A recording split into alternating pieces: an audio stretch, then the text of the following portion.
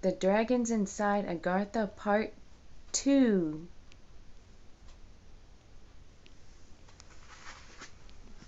So continuing where I left off from the Agartha book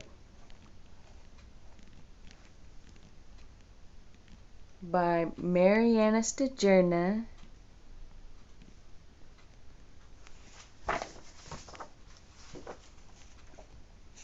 I'm only going to read the juicy parts because I'm pressed for time, and I know you probably are too, because the reptilians in this part of the earth, the surface world, they don't really give us much time to do shit.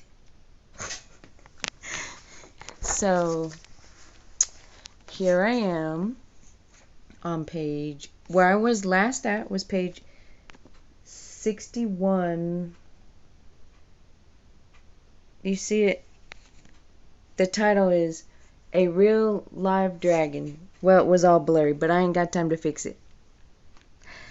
So I'm just going to read the part about the dragon of Agartha. I'm not going to read the other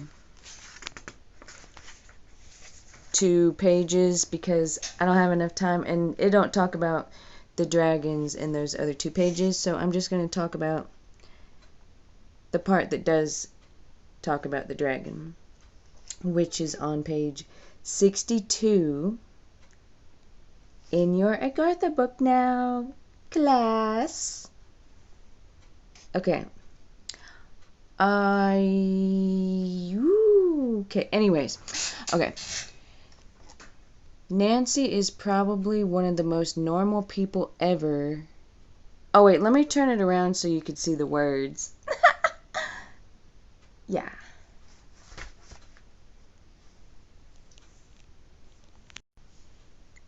Page 62.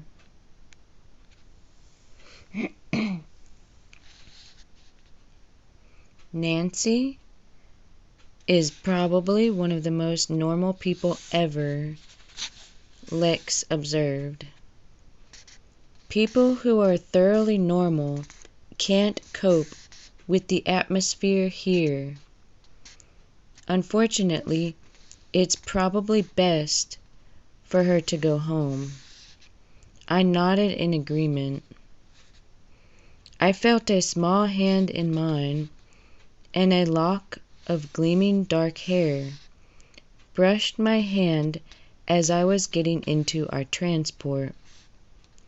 "Can I sit with you?" the child asked.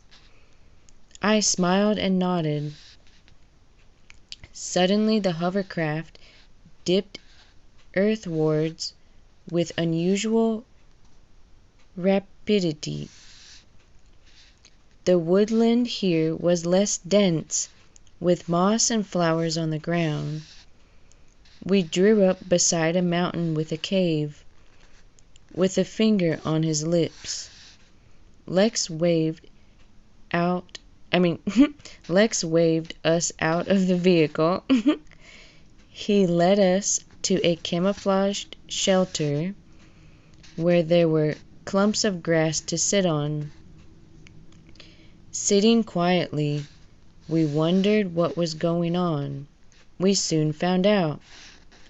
The first thing we saw was smoke coming from the cave, followed by huge smoky nostrils and a shiny green head with large eyes and tiny ears. Soon a whole dragon had appeared, its tail swishing the ground. Beside it was a small dragon with less intense coloring, presumably a baby. I put my hand to Wendy's mouth to keep her from screaming. She stared, and then buried her head in my shoulder. Grandmother and Lex were holding hands, watching the unusual creatures in delight. I was glad Nancy wasn't with us. She would have been terrified. Titch didn't even growl. He sat at my side as though turned to stone, staring. I'm not really used to children, and I didn't notice until it was too late that Wendy had crept up to the dragon. Frozen in horror, I watched her put out her hand to stroke its nose. Wendy's entire being seemed to emanate love. Grandmother and Lex got ready to rescue her.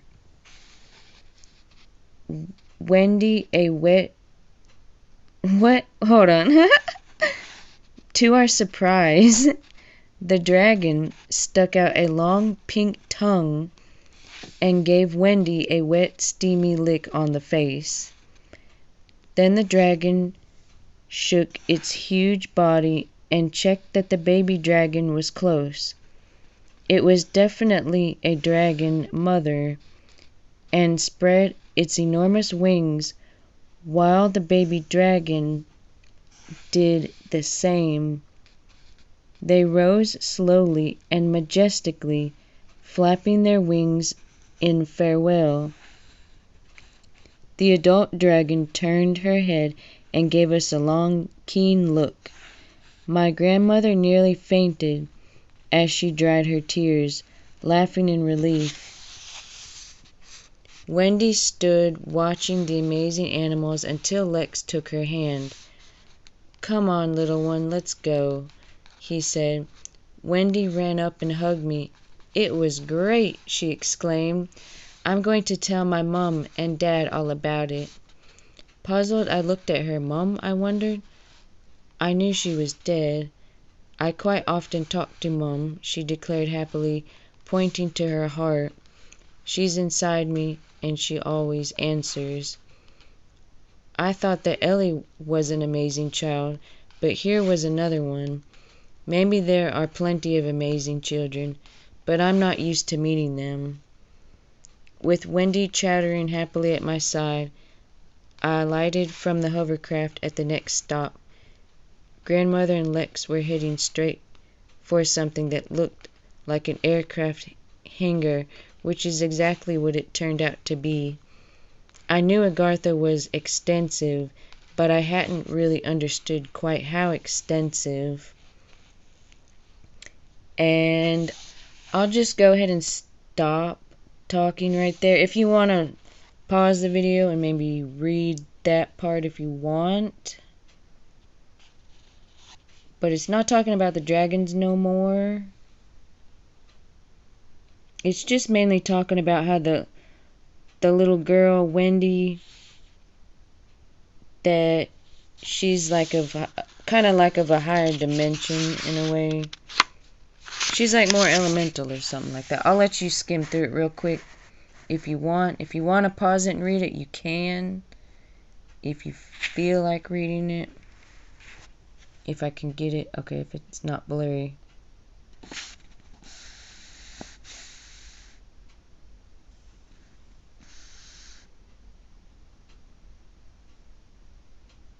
But I read this whole book, and I like to keep going over the book and skimming through, because I know I'm not going to remember everything it says, but I like to go back through it and try to find things to talk about. But that's the end of that chapter. Then that next chapter is Nancy and Ellie return home. But that is the part of the Agartha book that talks about the dragons. See, that's where we gotta get to, is Agartha. We're like over here somewhere. We're over here somewhere at the top. And there's a giant hole here at the North Pole and the South Pole. And you go in here, and it's like a giant torus energy field, which the energy goes up. The sun feeds the energy down here. The energy goes down, it goes around, and it keeps going around and around and around and around. And everything has this torus energy field inside of it. but I better get to sleep. So let's see my face again.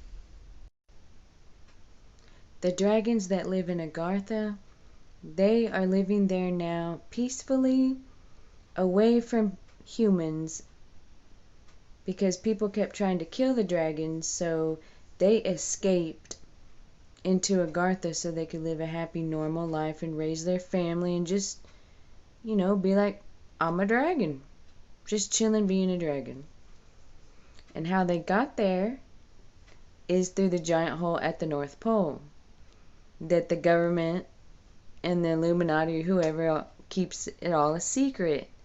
But this is stuff, this needs to be common knowledge to everybody, not just a few people who can figure this stuff out by some grace of God. But I'll probably make more videos talking about dragons later.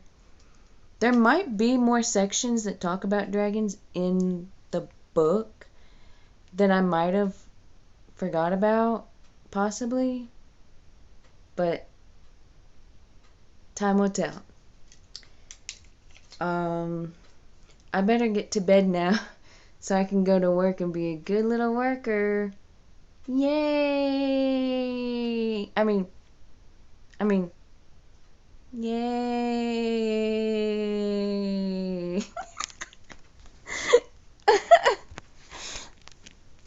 And yeah, I better get to sleep if I want to get any sleep. Yeah, I need sleep. So, thank you for watching my video about looking at the dragon chapter in the Agartha book. And I don't know why. Have you ever noticed that people at the end of the video, they'll say, I'll see you soon. I'm thinking, you made the video, how? It's, you'll see me soon. I probably won't see you soon. I mean, I might, maybe, if you're lucky. But you will see me soon. Maybe I'll see you soon. Who knows? Yeah. But, one day I'll try to get something to hold my phone one day. Yes, I know it's sad I'm using my phone, but at least it's something. Yeah. And, oh, before I go to bed, I want to try to read a page of her other book, Time Journey to the Origin in the Future, by Mariana Stajurna. That is her other book that I am reading, where the main character travels to different planets to experience what is going on at those other planets. There's definitely life on other planets, and that is something I could make more videos about. Isn't it great? I'll never run out of videos to make about Agartha. Never. The only way... No, I'll never run out. When I stop making videos is when we get back to Agartha. Like a whole bunch of us. When we get back to Agartha, then I can feel like, okay, maybe I should stop making videos about it. But maybe I shouldn't stop. Maybe I should just keep going with it. Because I like it. If it's real, if it is real, which I think it is real because I'm a natural life path master, visionary, and I have a high amount of intuition. And when you have a lot of intuition, you are more easily able to distinguish between fact and bullshit. I'm able to decipher through the bullshit kind of easily, sorta. Like it comes naturally to me. Like I can figure out like something's wrong, and then I can go, oh, and then I try to connect the dots and figure it all out. And yeah, I'd probably be talking way too much. Isn't that great? Don't you love to hear me talk? It's so great, right? Yeah. So you will see me soon. Now I gotta go, even though I want to just keep talking and talking and talking forever and ever and ever. But I can't keep talking. I gotta go to sleep even though I don't want to. It's great. Maybe I can have weird, trippy dreams that make no sense. Yeah. Okay, that was weird. Why did I do that? Okay. Thanks for watching.